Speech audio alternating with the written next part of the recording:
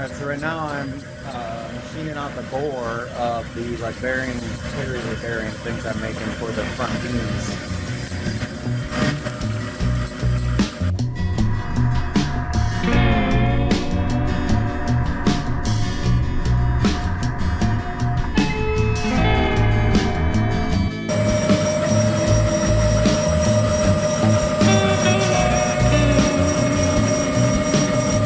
Alright, I'm starting on the machining of my 4 bearing holders for the front beam.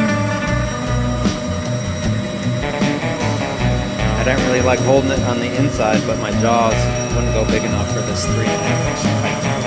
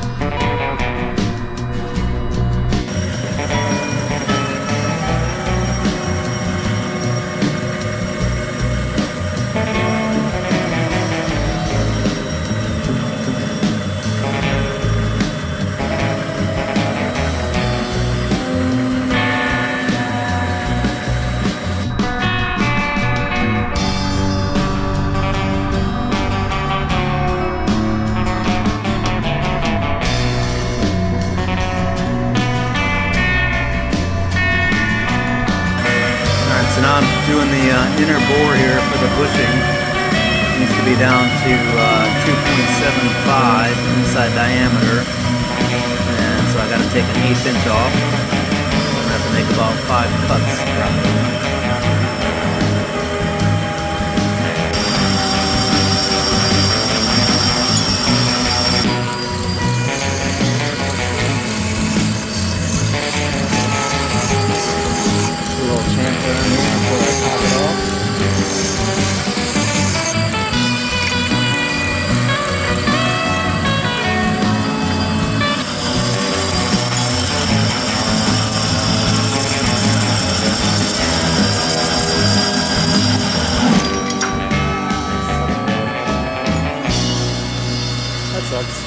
We just saw that happen live.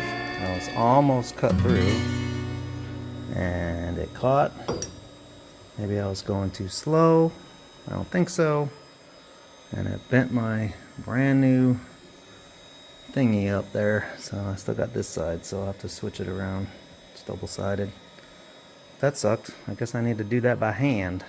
I was doing the auto feed in and had an oops. That little debacle there. I just tried again and kicked it out again, so I'm gonna just finish cutting this off in the bandsaw. But a little tip here, when you're cutting round stuff, it's really hard to hold in the bandsaw. So by doing this actually needs to come over like this, and that'll, because it's gonna have a tendency to want to twist when you're cutting it. So by having this here, it'll keep it from rotating, and then I can just push on it with this block and get this sucker cut off. Really can't do it with one hand though. Basically like that.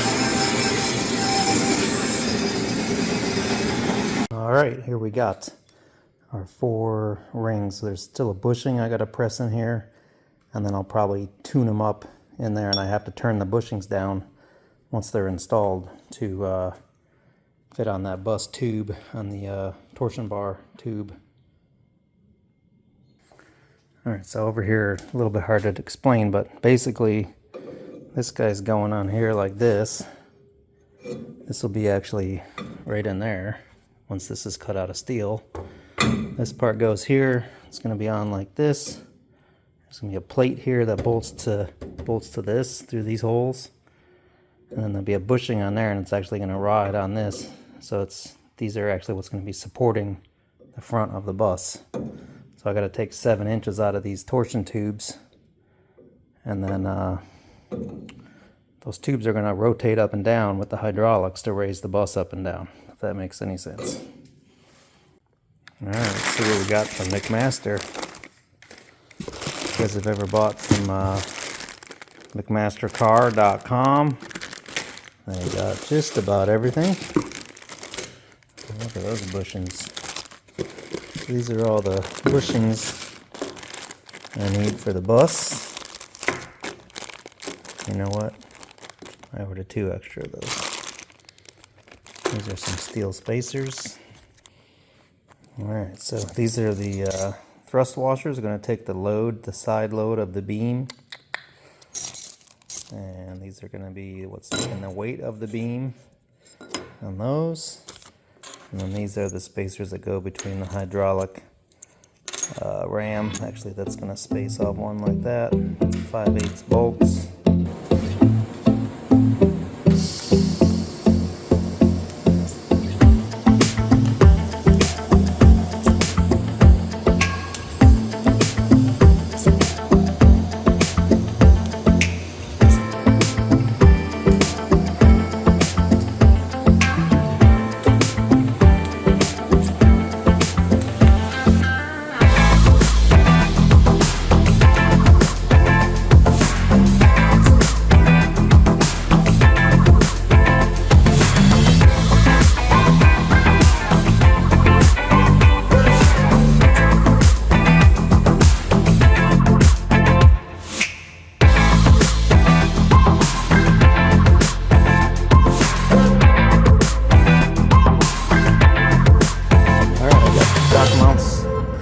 I only tacked in the bung part in case I need to move it in or out. And then I got all my carrier bearings welded up. And let me show you something. On the back side, I just went around with some heat to pull these things up flat because they got bowed out and now they're nice and flat again. So little trick to all that welding made it kind of bow down like this, and so then I ran that ring around and it brought it back up flat, if that makes any sense. It's kind of ugly, but I just kind of hit it real quick with the TIG torch. Turning down these bronze bushings that's going to be riding on the beam tubes.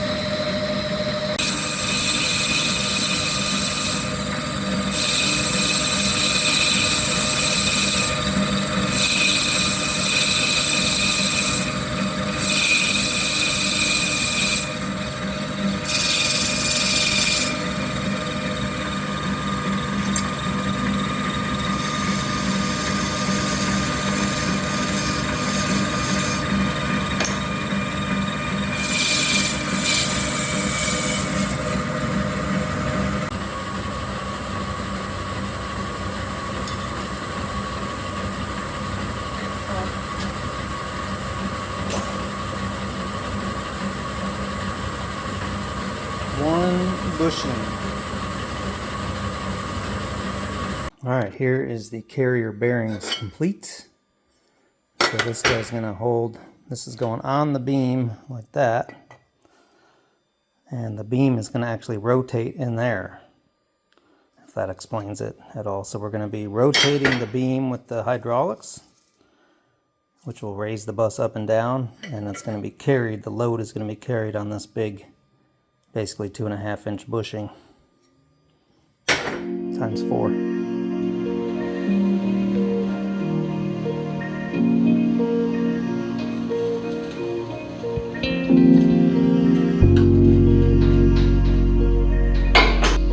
There it is, the bus box.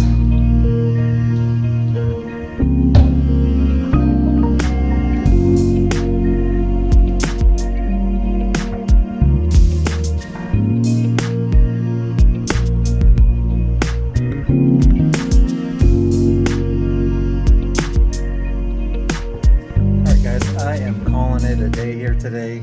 I have been working my butt off check out the progress.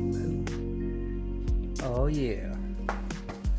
So I got the beams mocked up. Still haven't cut the beam tubes yet because I'm kind of determining what the exact width that I want it to be so that the tire is perfectly centered to get the most, steering out of it.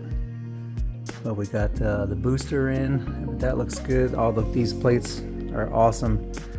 I got my camber adjustment here. This top beam can slide back and forth.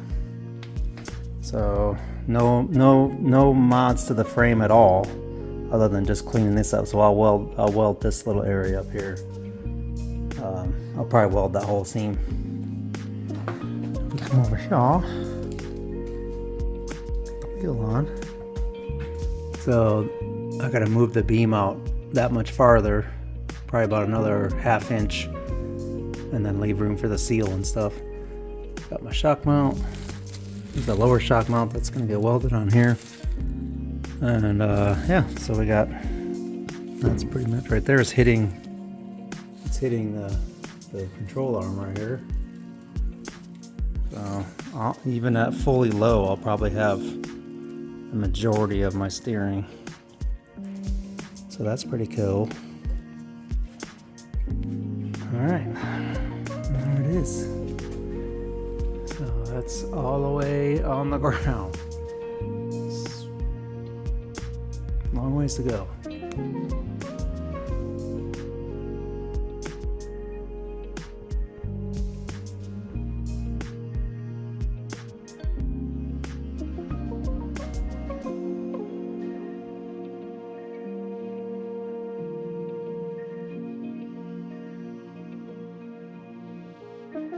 Alright guys, so these are my links that go between the two beams, and they'll be like as the beam raises up and down.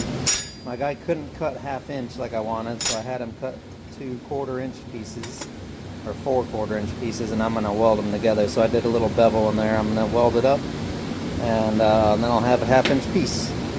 Probably overboard, but that's alright.